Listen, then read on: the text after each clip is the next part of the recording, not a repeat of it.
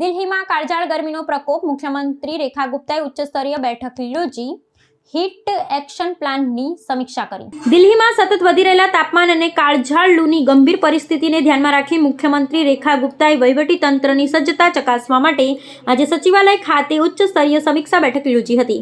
રાષ્ટ્રીય રાજધાનીમાં ઉનાળાના પ્રારંભે જ પારો ગગનચુંબી સપાટીએ પહોંચતા નાગરિકોના સ્વાસ્થ્ય અને સુરક્ષા અંગે ચિંતા વ્યક્ત કરવામાં આવી છે. આ બેઠકનો મુખ્ય હેતુ પ્રવર્તમાન ગરમીના મોજા સામે લડવા માટે ઘડવામાં આવેલા હીટ એક્શન પ્લાનના અસરકારક અમલીકરણની સમીક્ષા કરવાનો હતો. આ મહત્વપૂર્ણ બેઠક દરમિયાન મુખ્યમંત્રીએ વિવિધ વિભાગોના વરિષ્ઠ અધિકારીઓ સાથે ટેકનિકલ અને માળખાકીય સુવિધાઓ અંગે વિસ્તૃત ચર્ચા કરી હતી.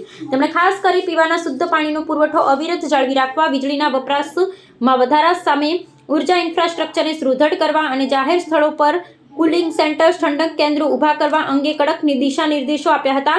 આ ઉપરાંત હોસ્પિટલોમાં હીટ સ્ટ્રોકના દર્દીઓ માટે અલાયદા વોર્ડ તૈયાર રાખવા અને પૂરતા પ્રમાણમાં દવાઓનો જથ્થો ઉપલબ્ધ કરાવવા આરોગ્ય વિભાગને તાકીદ કરવામાં આવી છે. મુખ્યમંત્રી રેખા ગુપ્તાએ નાગરિકોને પણ ગરમીથી બચવા માટે સરકાર દ્વારા જારી કરવામાં આવેલી માર્ગદર્શિકાનું પાલન કરવા અને બપોરના સમયે બિનજરૂરી બહાર ન નીકળવા અનુરોધ કર્યો હતો. વહીવટીતંત્ર દ્વારા શ્રમિકોના કામના કલાકોમાં ફેરફાર અને શાળાઓમાં બાળકો માટે સુરક્ષિત વાતાવરણ સુનિશ્ચિત કરવા જેવા પગલાં લેવામાં આવી રહ્યા છે. સરકારની આ ત્વરિત કાર્યવાહીના ઉદ્દેશ્ય કુદરતી આપત્તિ સમાન આ ગરમીના પ્રકોપમાં જનહાનિ નિવારવાનો અને જાહેર સુવિધાઓને ખોરવાથી અટકાવવાનો છે.